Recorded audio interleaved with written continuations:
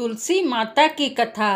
कार्तिक मास में सभी स्त्रियां तुलसी माता को सींचने जाती तो कोई धन मांगती, कोई पुत्र मांगती, कोई सुहाग मांगती।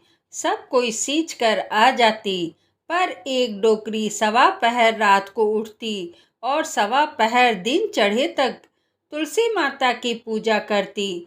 तुलसी माता को सींच कर कहती है, हे तुलसी माता, सत की दाता, मैं बिड़ला सींचू तेरा, तू कर निस्तारा मेरा। तुलसी माता बहू दीजिए, बेटी दीजिए, पोता दीजिए, लड्डू दीजिए, पीतांबर की धोती दीजिए, गहना दीजिए, घी का घड़ा दीजिए, मीठा मीठा खीर और पूड़ी दीजिए, दाल भात का भोजन दीजिए, धन दौलत दीजिए, बेटा पोता के काम दीजिए, तुलसी का पत्ता दीजिए, मुंह में गंगा जल दीजिए, सूरज जी की साख दीजिए, जल यमुना को नीर दीजिए, ग्यारस को दिन दीजिए, मरु तो बैकुंठ में वास दीजिए, चंदन को दाग दीजिए, मरु तो आप श्री कृष्ण को कांधो दीजिए, हर हर करते वैकुंठे जावे, रोज इतना कहकर आती थी। उस डोकरी की इतनी सारी बातें सुन सुनकर तुलसी माता सूखने लगी।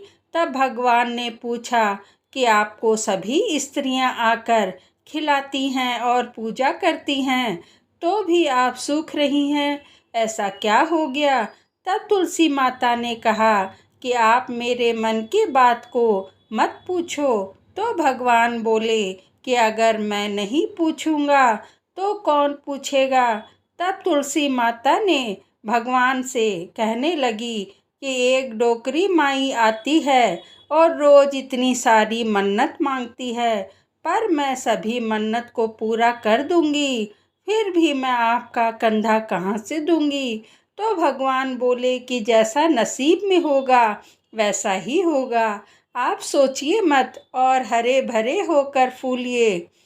भगवान ने कहा कि जब वह मरेगी तब मौके पर मैं और आप ही कंधा दे देंगे। आप सुबह जब वह पूजा करने आए तब कह देना कि सब कुछ तुम्हें मिल जाएगा।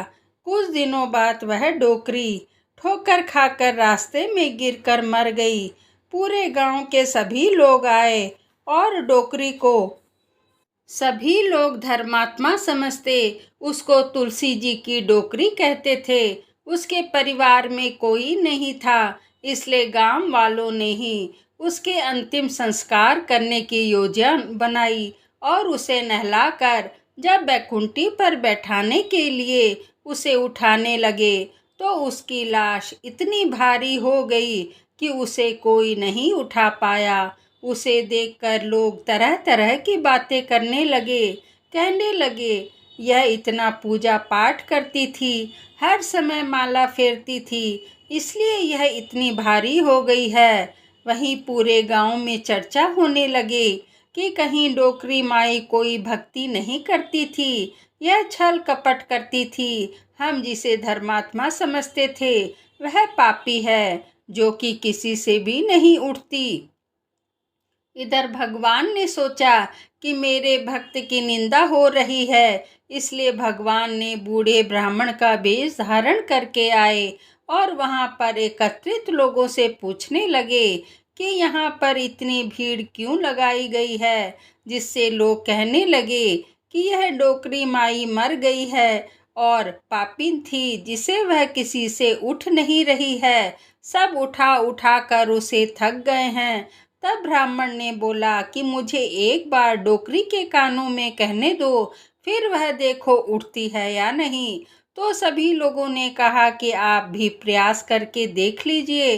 तब भगवान ने डोकरी के कानों में कहा, हे डोकरी माई, देखो मैं आ गया। और जो डोकरी पूजा करते समय शब्द कहती थी वह शब्द उसके कानों में कहने लगे, तू बिड़ला सींचू तेरा, मैं करूँ निस्तारा मेरा।